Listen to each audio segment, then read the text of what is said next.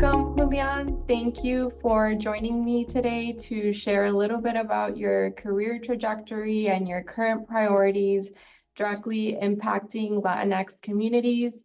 As someone who needs no introduction, I must say you are a trailblazer in the realm of public service, and you've achieved great success at a young age that most people strive for their entire lives.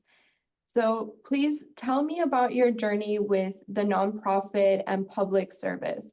What inspired you? What drove you to serve communities through your different elected positions, from being mayor of San Antonio to Secretary of Housing and Urban Development, not to mention while being the youngest member of former President Obama's cabinet? Well, thank you so much for the invitation to join you. Throughout my adult life, I felt very blessed to have the opportunities that I've had in my life. Growing up in San Antonio with my grandmother and my grandmother who was immigrant, who worked as a maid, a cook, and a babysitter, and then my mother who raised my brother and me as a single parent, and myself as the product of the public schools. I felt very blessed to have the opportunities in life that I've had, getting to go to college, getting to go to law school, becoming the first in my family to be a professional. And I saw public service initially as a way to ensure that other people could have the same kind of opportunity. I wanted to make sure that I spent part of my days and a lot of my effort lifting up others. And public service was a good way to do that. I see my work at the Latino Community Foundation very much in the same vein. It's not public service, but it's a different way to make an impact in people's lives so that they can achieve their own dreams the way that I feel I've been able to achieve mine. Absolutely. And like you mentioned, I think it's a very rewarding field and role where you're able to make an impact. And like you just mentioned, you've recently stepped into this new role of CEO for the Latino Community Foundation, which is a nonprofit organization whose mission is to build a movement of civically engaged philanthropic leaders, investing in Latino-led organizations, and increasing political participation of Latinos in California. What expertise and what community engagement strategies are you bringing to this new leadership position? And are there any specific opportunities that you're excited to dive into during your first year? Yeah. Well, I have seen a lot of how change happens in my own community of San Antonio and also in communities across the United States. And I understand well that it takes different moving parts to make change happen, and that nonprofits, and specifically the philanthropic sector, have a strong role to play in boosting economic opportunity for Latinos and Latinas, and also civic engagement. So I'm very optimistic that we can continue doing excellent work at LCF as the nation's largest community foundation that's solely focused on civic engagement and economic opportunity for the Latino community. And this year, I'm excited to deepen our work in the state of California. It's a California foundation right now. And then also to begin expanding beyond California, starting with our civic engagement work in places like Arizona and Nevada as well, two states whose demographics look similar to the state of California, where you have large Latino communities, very hardworking, very aspirational, and we believe that we can make the same kind of difference in those places that we've been making in California.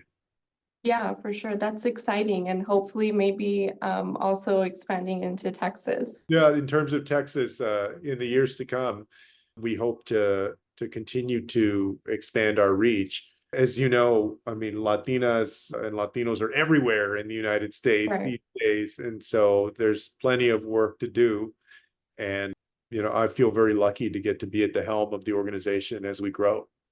Absolutely. Well, we look forward to keeping up to date with those initiatives and those expansions at LCF. Given your extensive public service record and how you mentioned LCF's mobilization of civic engagement in California. How do you see the Latino vote shaping the 2024 election in November? And what role do we have as nonprofits to impact Latino voter turnout? Latinos are going to play a crucial role in November in helping to strengthen our democracy and also in determining who controls Congress and who wins the presidency. Here in California, there are several congressional districts that are very close congressional districts. These are swing districts where Latinos make up from 15% to well over 30% of the population there. And that means that the community is going to play an outsized role in determining who actually wins. In Arizona and Nevada, these are 2 of 6 battleground states for the presidency. That means that the Latino community is going to have a very strong voice in who prevails, who gains those electoral votes.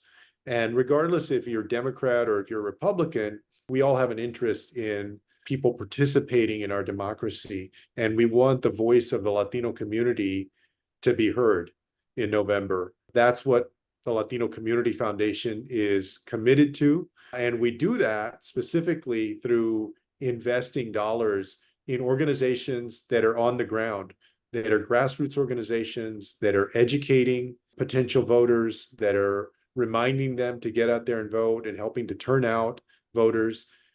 We do that in a 501c3 way that's nonpartisan, but is important so that people can exercise their right to vote. Yeah, absolutely. I think as a Latino community, we have great power and we have a sense of duty and responsibility to exercise that right and make an impact in our policy and moving forward as a community. What are, kind of touching more on that, what are some ways that elected officials can better serve our Latino communities? From having served in office myself, I know that one of the most important things that elected officials can do is to listen, to truly understand the needs of the people that they represent, to hold in their mind the perspectives of people who are often not people giving a lot to their campaigns. They're not the folks with big money. They don't have a big lobby behind them, but they're hardworking, they're aspirational constituents. Our Latino community is helping to propel the nation forward, and elected officials would do well to understand the community, to listen, and then to work with them as partners to make things better on a whole host of issues: educational opportunity, healthcare opportunity, housing opportunity, job opportunity. Absolutely. I personally think that elected officials can be our biggest advocates to nonprofit organizations, and that, with us having that responsibility as well to keep them engaged and to educate them on our mission and our efforts. That way we can amplify our voice and be able to reach new heights, because, as an individual nonprofit, our potential is so much, but when you can work collectively and especially bring in elected officials, I think our efforts are just completely capitalized working together. So similarly to LCF, I have the privilege of leading a nonprofit organization serving Latino communities in South Texas known as VIDA. And our mission at VIDA is to empower our residents to achieve economic prosperity through market-driven training, resources, and career pathways. I'm curious to learn about workforce development opportunities you see for Latinos in California. Yeah, well, this is, of course, a big issue for many Latinas and Latinos. And I see this as part of the spectrum of opportunity, of economic opportunity that we want to help ensure exists there for the community. And the fact is that no matter where you are in our country, our economy is changing. The nature of jobs is changing, and also the skill level of our community oftentimes, it needs improvement. And so whether we're talking about firm-specific human capital that's created in conjunction with companies or general skills and education, it's worth the private sector, the public sector, and the nonprofit sector making those investments so that we have a very skilled workforce, so that people can have good employment, provide for themselves and their families. And along the way, both as mayor and as HUD secretary, I've seen some great efforts to combine all three of those sectors. Companies working with cities, working with nonprofits to ensure that you have high quality workforce development in those local communities. And California is no different. Candidly, I'm still familiarizing myself with a lot of what's happening in California. I've been on the job about 3 months now, and so part of the joy of the last 3 months has been learning a lot. For But sure. the need for workforce development, strong workforce development, exists no matter where you are. Absolutely. And, kind of a continuation of that, we very much often hear that human capital is a community's most valuable yet often overlooked asset. But if communities prioritize workforce development of their own residents, either by expanding job training opportunities or providing wraparound support services to improve educational outcomes, then I believe we can collectively promote economic mobility for our most vulnerable demographics. So from your seat at LCF, do you consider workforce development being an opportunity for nonprofits to invest in to support the Latino community?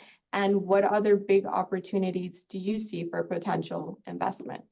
Yeah, workforce development is absolutely a place where nonprofits have a good role to play in filling in the gaps, in boosting the access that people have to the workforce development system, because sometimes that system can seem inaccessible or kind of a maze to a lot of people. I also see great opportunity in fostering the entrepreneurial spirit that is strong in our Latino community. We're interested in ensuring that when a Latino or a Latina wants to start a business, that they're able to do that. They're able to overcome some of the basic barriers that can exist. That Right. from access to capital to ensuring that you can get all of the legal and compliance elements in place, to being able to compete for procurement of government contracts, if that's what you want to do, and being able to grow your business from being a sole proprietorship to actually employing more than one person and then growing from there. So all along the way, I'm interested in how we can create greater opportunity for entrepreneurship in our community, because we know that we have a very entrepreneurial community as Latinas and Latinos. And LCF wants to be a part of sparking greater success there. Absolutely. You mentioned LCF is a California-based organization.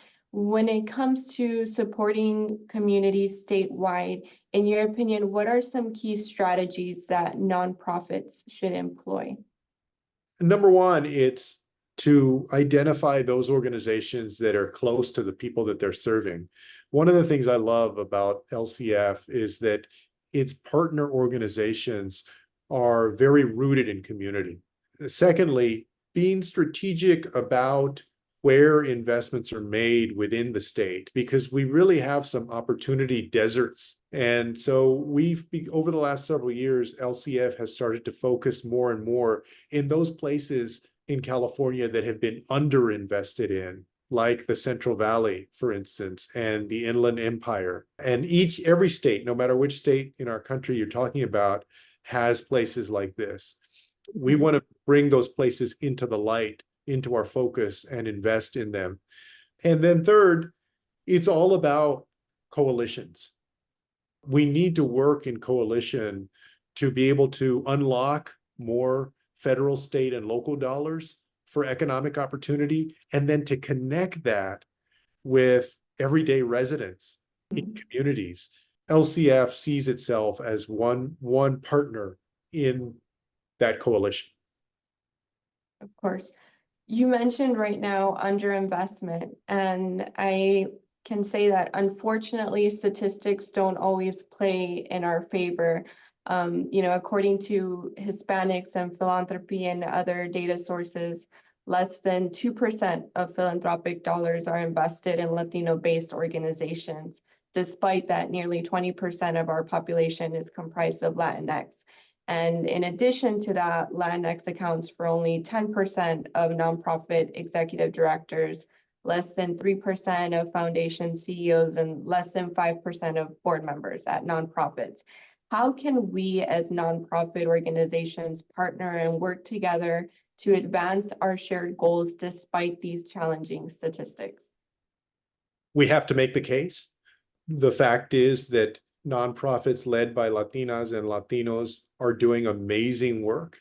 And at LCF, we're very proud that we identify and invest in many of these organizations that are Latina and Latino led. At the same time, we have to hold to account big philanthropy, which, as you said, has underinvested in organizations that serve Latinos. And that means when we need to, calling them out on it, doing it in a constructive way, in a respectful way, but not being afraid to call that out. And then finally, I firmly believe that we also can't wait for them. That's why we're very proud that the Latino Community Foundation operates the largest giving circle network that's cultivating Latina and Latino philanthropists. We have 17 giving circles throughout California. Many of them are geographically based in the southern part of the state or northern part of the state, or by industry. For instance, we have a Latinos in Tech giving circle. And these are folks who are committed to pooling their resources and giving to many of these nonprofits on the ground that are doing great work. And we know that this is building a new generation of philanthropists for the future. Maybe they're not going to give $1 billion away, but they're going to give a meaningful amount for themselves and for the community. We're not just waiting for big philanthropy to act. We're cultivating a network of our own philanthropists for the future. It's also important to point out that one of the knocks on the Latino community is that we don't give, that we're not philanthropists, and that couldn't be further from the truth. The truth is that in our own families, in our churches, in our neighborhood groups, in so many ways, we do give.